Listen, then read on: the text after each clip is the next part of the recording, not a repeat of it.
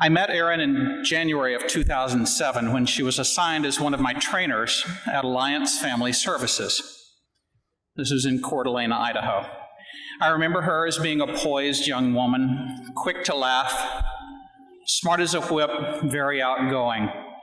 As you all know, she was an easy person to make friends with, and we became buddies almost immediately. Perhaps the defining quote that I remember from Erin is when we were discussing running one day. Somehow the topic turned to putting in training miles, which is the bread and butter of an endurance runner. She turned to me and she said, "You know, the first mile lies." And what she meant by this is that much of the time when you first begin a run, it takes that first mile or two for your body to warm up and to not prejudge what the rest of the run will be like. You may go on to have an amazing workout or a race after that initial slow start. I think my relationship with Erin was like that in many ways. Although we were slow to build a friendship, after all, it was our first mile, we continued to strengthen those friendship bonds over the years. Running was our glue. If you know anything about Erin over the last 10 years, you know that she became a passionate runner and a passionate coach.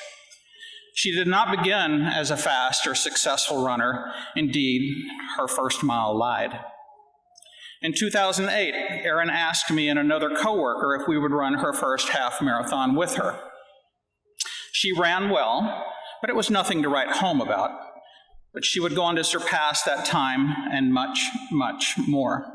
The first mile lies. Erin was passionate about helping others.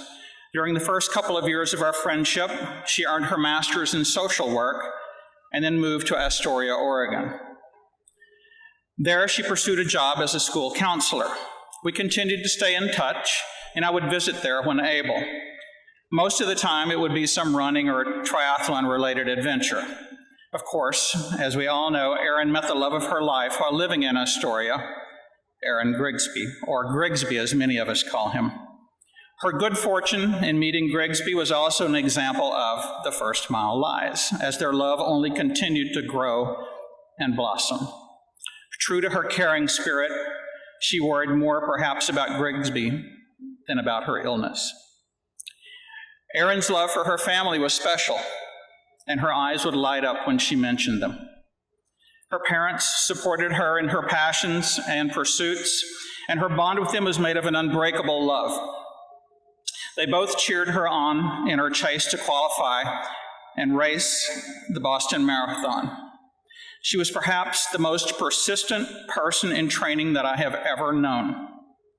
It took her 4 tries and thousands of miles run to finally BQ, and that means to qualify for the Boston Marathon. In 2013, she visited Boston to watch the marathon being run. As luck would have it, she and her father became hungry while watching the race and went around the block to eat. 30 minutes later, the second bomb blew up near where they had been standing. Later that year, Erin finally BQ'd and waited out her time to race the Boston Marathon in 2015. Most people approach Boston as a victory lap of sorts, but Erin would have none of that. After all, the first mile lies. On April 20th, 2015, in weather that only reached a high of 44 and that was marked with driving rain and wind, Erin ran the finest race of her life. She set a PR, a personal record, of 3:28:36 in Boston. This is an average pace of 7:57 per mile. She finished in the top 1/6 of all women runners that day and in the top 2/5 of all runners, men and women.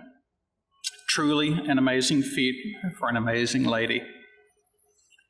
We're gathered here today to celebrate the life of Erin Grigsby. She excelled at all of the things she did.